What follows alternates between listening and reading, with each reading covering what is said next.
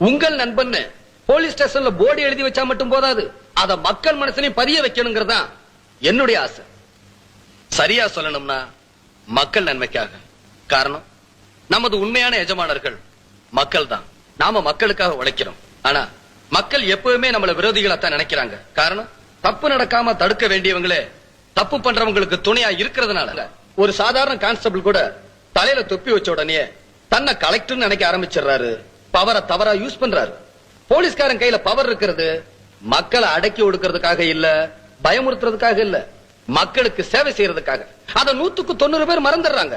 அப்படிப்பட்ட அதிகாரிகளை நீங்களும் ஆயிடக்கூடாதுங்கிறதா என்னுடைய ஆசை. நான் தமிழ்நாடு முழுவதும் சுத்தி இருக்கேன்.